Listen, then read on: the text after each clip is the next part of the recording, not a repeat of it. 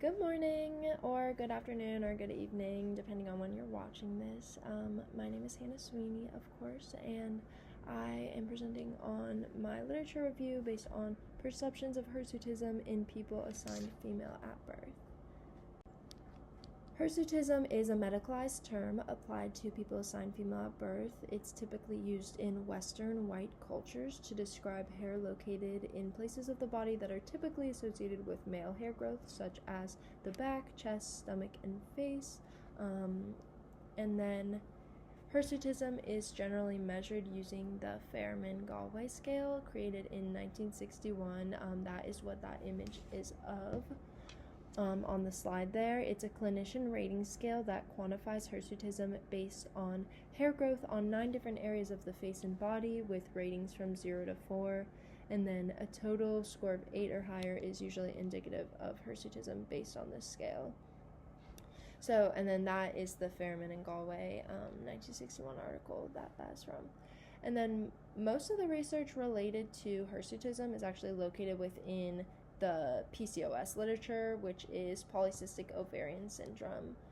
It's a medical syndrome that has a diverse set of symptoms that can present differently in each person with PCOS. And PCOS can also affect androgen levels, and it may lead to higher levels of androgens, known as hyperandrogenism. Androgen levels are sex hormones such as testosterone that can contribute to different physical presentations, and that is from the Cleveland Clinic. And then increased levels can lead to hirsutism. And then the rest of that information was from the Williams 2023 book, The Psychology of PCOS, Building the Science and Breaking the Silence. So this chart right here is based on the Escobar-Morial et al. 2012 article. And as you can see, it shows different articles that assess prevalence rates for hirsutism. So, you can see this little, okay. So, like, it shows, like, country, race, ethnicity, and then over here it has the prevalence rates. So, and then it also shows, gives some kind of comments on things that might have impacted the studies.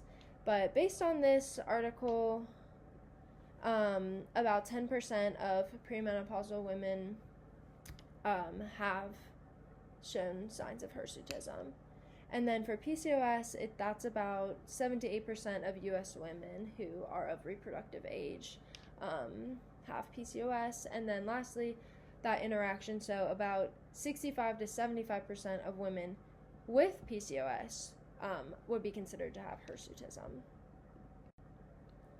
So, mental health associated with hirsutism, there has been found to be mental health disparities in this population, such as increased anxiety, depression, and negative self-perception.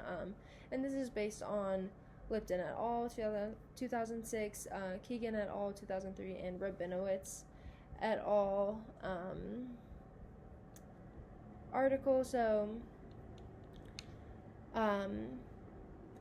sorry about that. So basically what these articles have found is that there are significant levels of anxiety and depression found in this population, including like higher state and trait anxiety, and specifically anxiety around how others perceive their hair growth, as well as their own kind of perceptions of their hair growth and how it impacts the way they view themselves.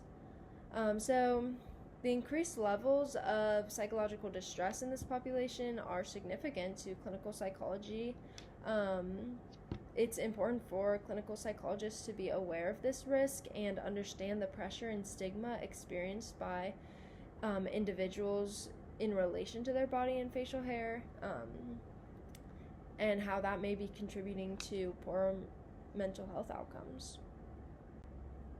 So, the current understanding of hirsutism is from a medical model, and we're finding like these negative mental health impacts. But what's missing from the literature is an understanding of the experiences of resilience and empowerment for people assigned female at birth who embrace their body hair.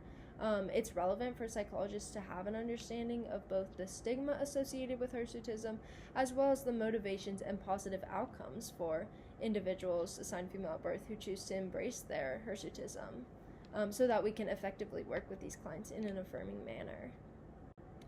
So my study aim is to identify what factors contribute to individuals assigned female at birth with hirsutism choosing to embrace their hair growth. I plan to interview these individuals who openly display their hair growth about their experiences of resilience and empowerment in accepting and refusing to hide their hair growth, despite gendered societal messages about what amount of hair is acceptable. So yeah, that is all, and then here is my references. Thank you so much for listening.